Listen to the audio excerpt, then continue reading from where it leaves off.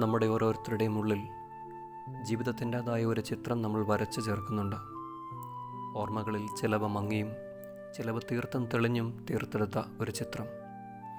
ആ ചിത്രത്തിലേക്ക് തീക്ഷ്ണമായ നിറങ്ങളും കറുപ്പും ഇരുട്ട് തന്നെയും നമ്മുടെ ചില വിധിവാചകങ്ങളിലൂടെ കൂട്ടിച്ചേർക്കുകയാണ് ഓരോ ദിവസവും. ഞാൻ എത്രയോ ഒറ്റപ്പെട്ട് കഴിഞ്ഞിരിക്കുന്നു.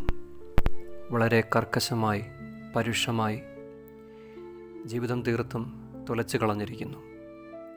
സമൂഹം തീർത്തും അന്യമായി നിൽക്കുന്നു. ഒരാളോട് പോലും നന്നായി ഇടപെടാൻ കഴിയുന്നില്ല. നമ്മുടെ ചിത്രത്തിൽ വരച്ചു ചേർത്തിട്ടുള്ള കറുപ്പുവരകൾ അങ്ങനെ പലതാണ്. ഈ ഇരുളിലും ദൈവം ഈ ചിത്രം കാണുന്നുണ്ടോ? ഓരോ വരകളുടെയും അർത്ഥവും വിങ്ങലുകളും ദൈവത്തിനറിയാമോ? സന്ധ്യയായി ഉഷസ്സായി അത് നല്ലതാണെന്ന് ദൈവം കണ്ടു. ദൈവത്തിൻ്റെ ദിനക്രമത്തിൻ്റെ രീതി അതായിരുന്നു.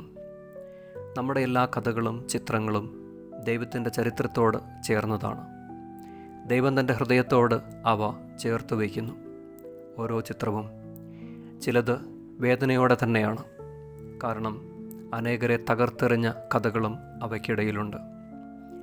ജീവൻ തേടുന്ന ഇഴകളിലേക്ക്, ജീവിതത്തിൻ്റെ വേരുകളിലേക്ക് ആഴത്തിലുള്ള കൃപ ഇറങ്ങി വരുന്നത് കാണുക. കൈപ്പേറിയ വേദനകളെയും കണ്ണുനീരിനെയും ആശ്വസിപ്പിക്കുന്നതും ആശ്വാസം നൽകുന്നതുമായ ആ കൃപ ആ വേദനകളെ സ്പർശിക്കുന്നതും ആഴത്തിലറിയുക. നമ്മുടെ തന്നെ ഹൃദയത്തിൽ നിന്ന് നമ്മുടെ വേദനകളിലേക്ക് ഒഴുകുന്ന ഒരു കരുണ അവിടെ മുളപൊട്ടും.